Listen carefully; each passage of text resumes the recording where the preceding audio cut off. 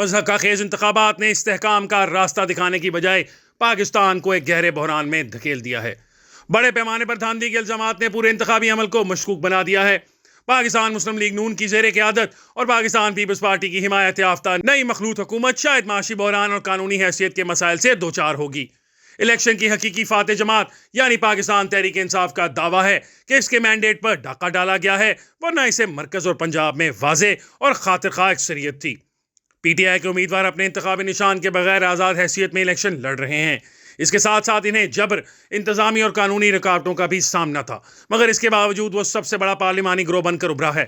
یہ بذات خود فوجی اسٹیبلشمنٹ اور اس کی موجودہ اتحادی مسلم لیگ نون اور پاکستان پیپلز پارٹی کے لیے ایک بڑا جھٹکا تھا۔ نون لیگ ایک ایسی پارٹی کے طور پر بے نقاب ہو گئی ہے جو ماضی میں پھنس کر رہ گئی ہے، اور پیپلز پارٹی کا ووٹ بینک اگرچہ بڑھا مگر وہ پنجاب میں بڑی کامیابی حاصل کرنے میں ناکام ثابت ہوئی۔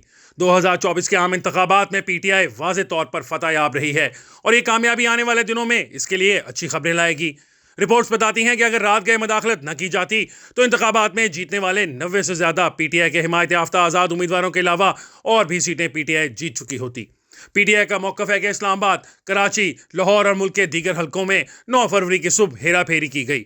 الیکشن کمیشن آف پاکستان اور عدلیہ بالآخر ان دعووں کی سچائی سے متعلق فیصلہ کریں گے، لیکن یہ فیصلہ بہت جلد نہیں آئے گا۔ پی ٹی آئی کے ووٹرز نے بے پناہ جذبے اور لچک کا مظاہرہ کیا اور اپنا احتجاجی ووٹ کاسٹ کرنے میں بڑی حد تک پرامن رہے۔ عمران خان کے مخالف مضحکہ خیز مقدمات، خاص طور پر بدنام زمانہ عدت کے فیصلے نے عوامی غصے میں اضافہ کیا۔ یہ صرف غصہ ہی نہیں تھا بلکہ ٹیکنالوجی کا اسٹریٹجک استعمال تھا، جس نے پارٹی کو اپنے امیدواروں، عوامی اجتماعات اور انتخابی مہم پر سخت پابندیوں کے باوجود اپنے ووٹر کو متحرک کیا۔ مسلم لیگ نون کو اپنے مضبوط علاقوں جیسا کہ صوبہ پنجاب میں لاہور، گوجرانوالا اور فیصل آباد میں بھی شکست سے دوچار ہونا پڑا۔ یہ تاثر کہ مسلم لیگ نون فوجی اسٹیبلشمنٹ کی اولین ترجیح تھی، ووٹرز میں خاص مقبول نہ ہو سکی۔ اس کی وجہ سے نون لیگ کے انتخابی امیدوار بھی سہل پسندی کا شکار ہو گئے۔ یہ الیکشن مسلم لیگ نون اور پیپلز پارٹی جیسی پرانی جماعتوں کے لیے ایک انتباہ کا کام کرے گا کہ خاندانی سیاست کا دور ختم ہونے کے قریب ہے، جیسا کہ ہندوستان میں ہو رہا ہے، جہاں کانگریس پارٹی غیر متعلقہ ہوتی جا رہی ہے اور اس کی واپسی ناممکن نظر آتی ہے۔ ایک خاندانی کمپنی کی طرح تشکیل شدہ پارٹیاں پریشان حال، بڑھتے ہوئے متوسط طبقے اور شہری ووٹروں کو راغب نہیں کر سکیں گی۔ مکمل تبدیلی تو ایک طرف نوجوان آبادی کی نظر میں قومی سیاست کے پرانے محافظ غیر متعلق ہوتے جا رہے ہیں۔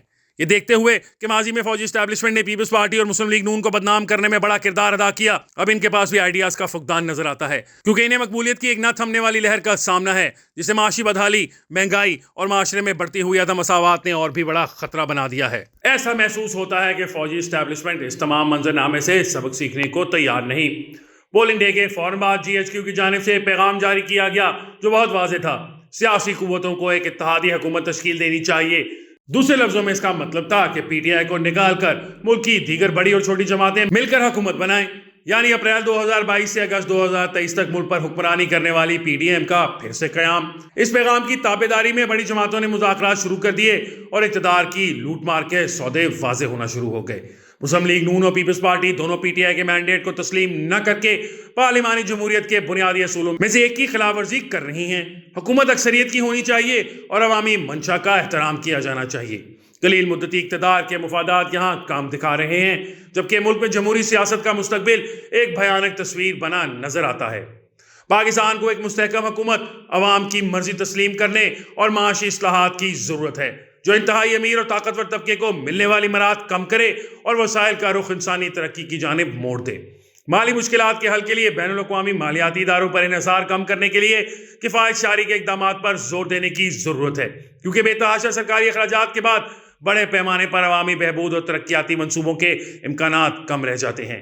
آنے والی حکومت کو ممکنہ طور پر مہنگائی کے دباؤ، سست معاشی نمو اور بڑھتی بے روزگاری کی وجہ سے عوامی غضب کا سامنا کرنا پڑے گا۔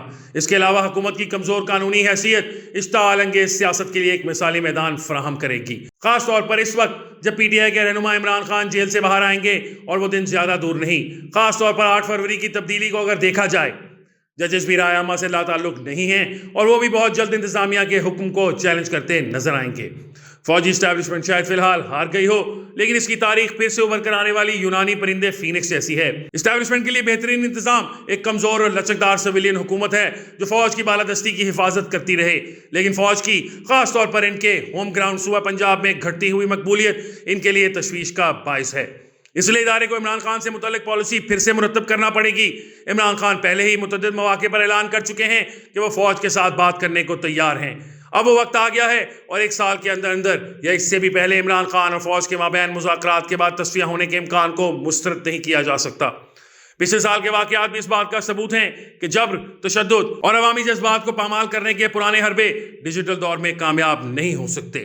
در حقیقت سیاسی معاملات اور پالیسی سازی میں ہونے والی دخل اندازیاں اب ناقابل برداشت ہو چکی ہیں۔ جرنیلوں کو جتنی جلدی اس کا احساس ہو جائے، فوج اور ملک کے لیے اتنا ہی بہتر ہے۔